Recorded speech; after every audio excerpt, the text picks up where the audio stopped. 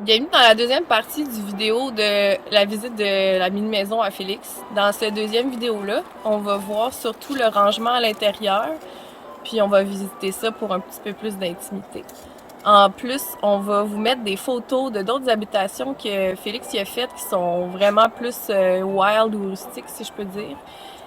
C'est des habitations en écorce, en feuilles, en branches, vous allez voir, c'est vraiment le fun à regarder, puis c'est le fun de voir les différences aussi parce qu'il y a tellement de possibilités.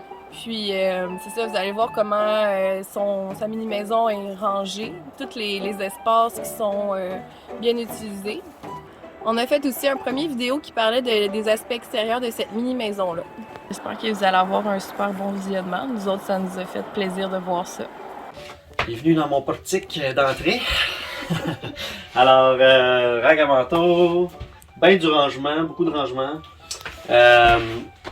L'idée, moi dans cette mini-maison-là, comme j'ai beaucoup de fenestration, j'ai pas beaucoup de murs de disponibles, donc j'ai utilisé le plafond comme espace de rangement. Fait que le fait de me créer un petit plafond aussi, ça me permet d'avoir du rangement, de pouvoir mettre du stock. J'ai fait la même chose au-dessus de la cuisine de l'autre côté. Donc, utiliser la hauteur, ouais, c'est ça. En fait, l'idée, c'est de se créer de l'espace, que tout sert deux fonctions dans une maison comme ça. Fait que, voilà. Du rangement en hauteur ici, moins accessible. Par contre, j'ai un petit rangement ici particulier qui me sert et de table de salon. J'ai du rangement un peu partout, mais qui est aussi modulaire, qui permet d'avoir un genre d'escalier pour pouvoir avoir accès à mon rangement en hauteur ou à mon lit si je le mets en version j'ai des invités puis je veux avoir 2 lits doubles dans ma mini-maison. Je vais vous montrer ça tout à l'heure. Puis voilà. Donc utiliser tout en multifonction. Ça a été ça ma façon de réfléchir pour bâtir l'intérieur ici. Alors, ici, garde-robe d'entrée, débarras, salle des machines, tout le kit. Un peu salle de bain aussi, parce que ma douche est ici. Donc, je voulais créer un espace qui se fasse une genre de salle de bain. Je peux fermer mes deux portes comme ça, les attacher ensemble et puis ça va créer un petit espace intime, salle de bain pour quand on veut se doucher. J'ai même déjà envisagé mettre la toilette dans la douche puis la mettre sur vous, pouvoir la sortir, la rentrer. Tant qu'à être là, on peut parler de la douche aussi. Moi, j'ai opté pour quelque chose de léger et transportable, donc du bois, du cèdre.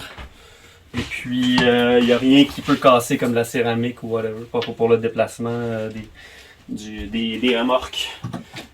C'est carrément une base que j'ai fabriquée moi-même en béton pour qu'elle fasse la bonne pente avec de la membrane étanche par-dessus.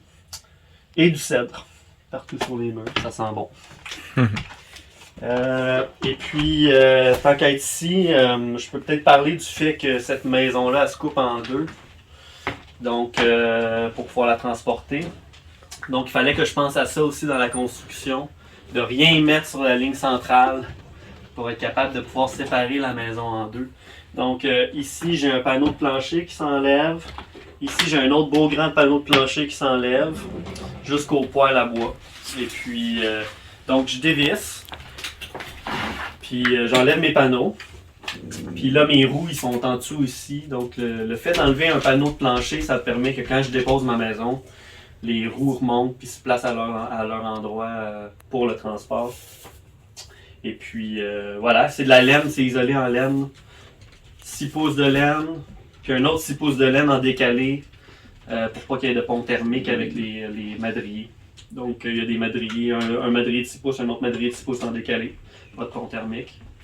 Et puis, pour le plafond, puis les murs, ben, c'est la même chose. Là, il faut enlever les morceaux de bois. Ici, il n'y en a pas. Puis, j'ai juste mis un petit joint d'uréthane. Je découpe le joint d'uréthane. Voilà, ma maison est coupée en deux. J'enlève la tôle sur le toit, puis je suis prêt à partir, ou presque. Voilà. Voilà pour cet aspect. On est dans le salon, ici. Donc, un divan. Fabriqué homemade aussi. Donc, tout est sur roue. Je peux le déplacer où je veux. Juste à reculer mon divan. Je couche le dossier. Je peux ranger les coussins ici en arrière.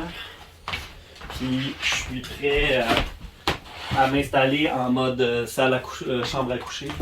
Donc, mes pattes de mon lit. Je descends le lit. Puis là, évidemment, le poids de la literie vient. En fait, tout le poids du lit est contrebalancé par une pesée finalement que j'ai fabriqué en béton qui est caché dans ce compartiment derrière. Ce qui fait que je peux le monter sans avoir besoin de ratchet, de treuil ou de machinerie électronique. Voilà. Avec la lumière en dessous, au-dessus. Aussi. Toutes sortes de fonctionnalités. Puis ça peut devenir aussi un lit double d'invité. Je pense qu'en plus, tu as du rangement en dessous du lit. J'ai du rangement en dessous. Je ne l'ouvrirai pas parce que c'est pas au point encore, mais je peux vous montrer le système. Un système qui fait que je peux... Parce que ça, c'est pas une grandeur lit double. Là. Mon divan, pour qu'il soit confortable, j'avais besoin de réduire les grosseurs, mais j'ai un système pour étirer mon lit. Donc, le fait qu'il y ait une latte sur deux soit fixée ici, l'autre latte de l'autre côté, là, ça permet de s'étirer comme ça. Puis, donc, c'est ça. C'est un système qui, quand la latte arrive au fond, ça vient les figer ensemble.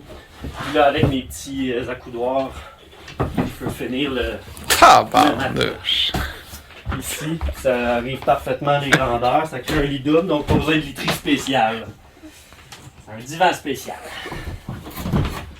Et voilà. Puis, des heures de plaisir en couture. Et voilà. Donc, je vais le remettre en mode divan. Je laisse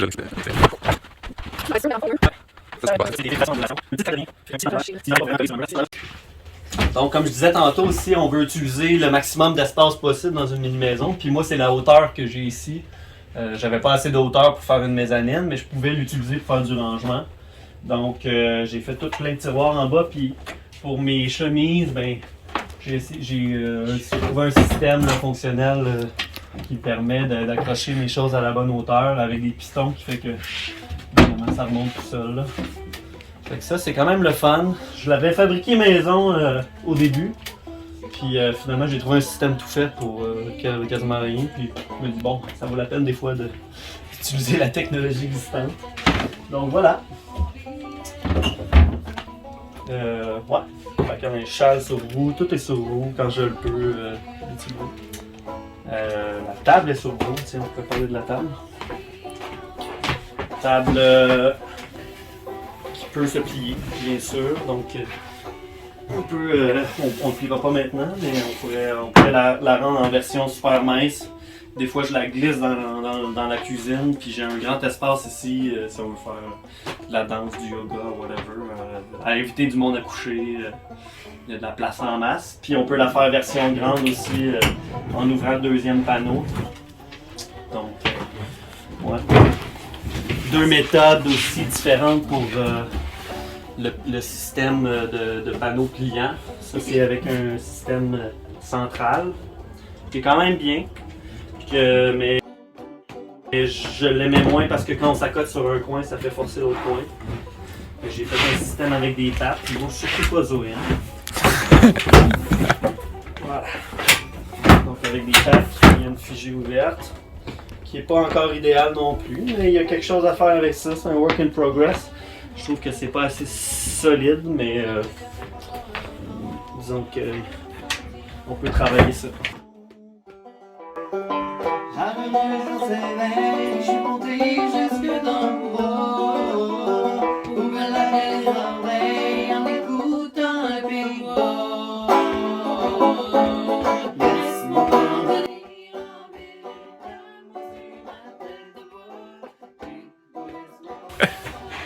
Ok, commence à faire chaud. Ouais, ça sent bien. Chauffage. J'ai rajouté une petite bûche. C'est bien fait. Il était vraiment Il fait tellement chaud dans cette maison-là, Félix. Comment tu fais?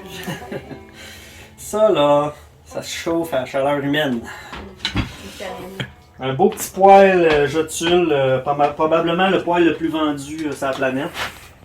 Mais tout petit, là, vraiment petit. Là. Il est entre 4 bûches, fendu gros de même. Puis ça fait la job. Ça chauffe vite en masse, ça marche bien. Par contre, je trouve que c'est un peu petit. J'aimerais mieux un poêle un peu plus gros. Puis très étanche. Là, puis à partir du moment où il est étanche, il n'y a pas de poêle trop gros pour une mini-maison. Là. Si on ferme la porte et qu'il n'y a pas de combustion qui se passe, ben, ça chauffe plus longtemps sans intervention. Pas besoin de se lever durant la nuit quand tu as un plus gros poêle en théorie. Mais quand même, ça fait la job. Là, ça faisait moins 20 ici quand je suis arrivé il y a 2 heures. Puis là, on commence à être bien. Ça chauffe assez bien. L'isolation ici, c'est en foam.